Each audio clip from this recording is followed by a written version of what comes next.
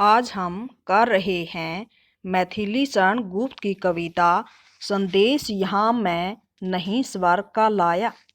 यह कविता मैथिली शरण गुप्त के महाकाव्य साकेत का एक अंश है। इस कविता में कवि ने श्री राम के महान आदर्शों का वर्णन किया है।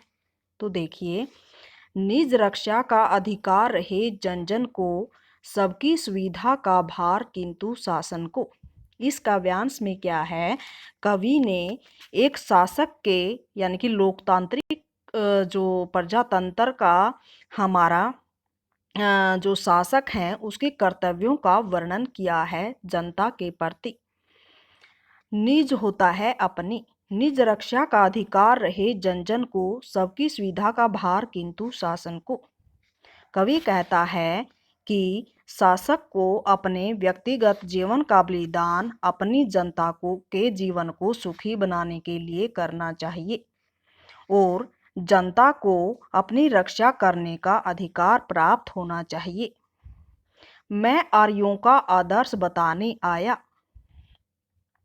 श्री राम यहाँ अपने जो आर्य हैं, जो पूर्वज आर्य हैं, उनके आदर्शों को बताने आए हैं। जन सम्मुख धन को तुच्छ जताने आया। श्री राम कहना चाहते हैं कि मानव जीवन में जो धन है वो बिल्कुल तुच्छ है, अर्थात धन ही सब कुछ नहीं होता।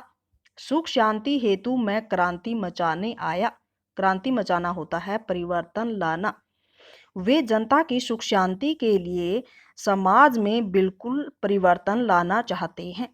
विश्वासी का विश्वास बचाने आया और जिन लोगों को लोकतांत्रिक शासन में विश्वास है उनके विश्वास को भी बनाए रखना चाहते हैं।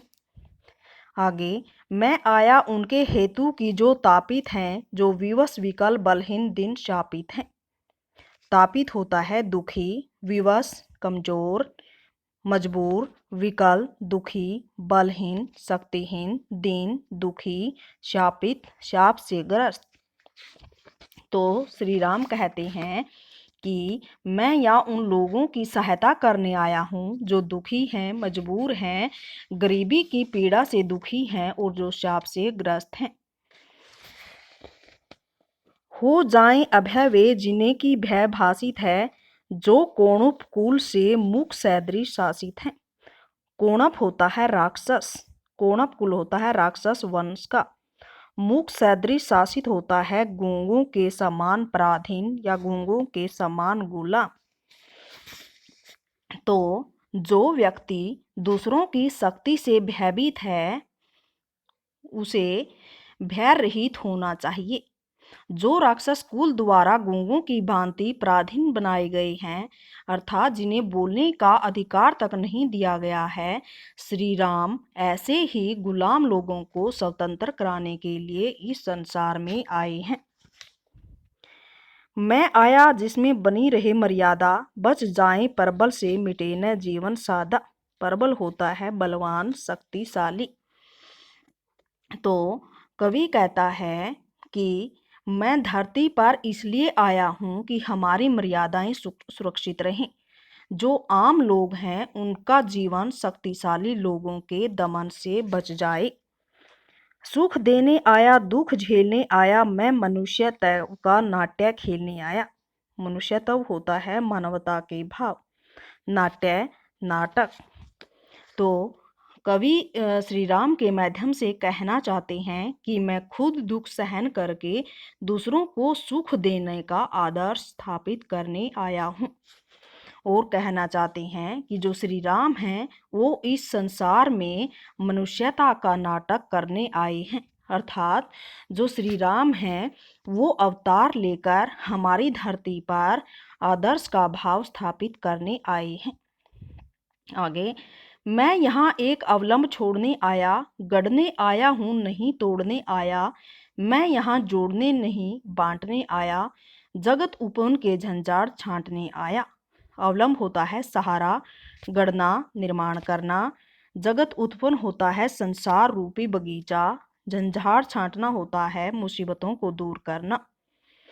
कवि कहता है कि जो श्री राम हैं वो मनुष्य के रूप में हमारे समाज का निर्माण करने के लिए अवतरित हुए थे, न कि अपने स्वार्थ के लिए समाज को अलग करने। गढ़ने आया हूँ नहीं तोड़ने आया। तो गढ़ने यानी कि निर्माण करने, श्री राम हमारे संसार का निर्माण करने आए हैं, न कि समाज को विभाजित करने।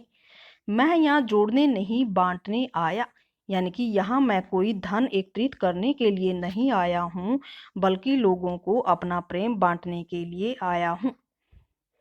जगत उपवन के झंझार छांटने आया। मैं तो संसार रूपी बाग के जो दुख हैं, मुसीबतें हैं, उनको दूर करने आया हूँ। मैं राज्य भोगने नहीं भुगाने आया। मैं यहाँ राज्य का सुख भोगने के लिए अवतरित नहीं हुआ, बल्कि लोगों को शासन का सुख भुगाने के लिए अवतरित हुआ हूँ। आगे, हंसों को मुक्ता मुक्ति चुगाने आया, भव में नव वैभव व्याप्त कराने आया, नर को ईश्वरता प्राप्त कराने आया। मुक्ता होता है मोती, मुक्ति स्वतंत्रता, भव संसार, वैभव होता है धन दौलत, व्याप्त फैलाना, नर मनुष्य। तो कवि श्री राम के माध्यम से कहते हैं कि श्री राम तो हंस के समान पवित्र आत्मा वाले लोगों को मोक्ष रूपी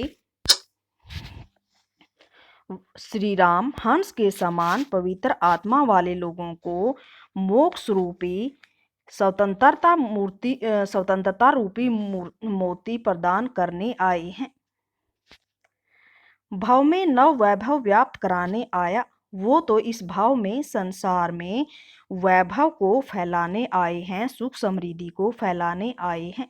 नर को ईश्वरता प्राप्त कराने आया।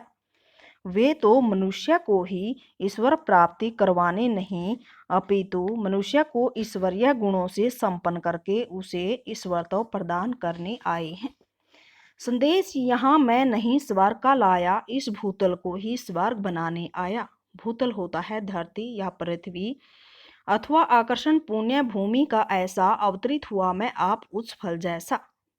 पुण्य भूमि भारत भूमि, अवतरित होना जन्म लेना, उच्च फल होता है महान लक्ष्य। संदेश यहाँ मैं नहीं स्वर्ग का लाया। श्री राम ये कहते हैं कि मैं यहाँ पर स्वर्ग का संदेश लेकर नहीं आया हूँ, बल्कि मैं तो इस धरती को ही स्वर्ग के समान हर सुख से संपन्न करने आया हूँ। अथवा आकर्षण पुण्य भूमि का ऐसा अवतरित हुआ मैं आप उच्च फल जैसा। तो श्री राम कहते हैं कि हमारी भारत भूमि जो पवित्र है उसके बारे में कहते हैं, भारत की पवित्र भूमि का आकर्षण तो ऐसा है कि यहाँ पर जन्म लेकर मैं धन्य हो गया हूँ और मेरा यहाँ पर अवतरित होना एक महान लक्ष्य के समान है।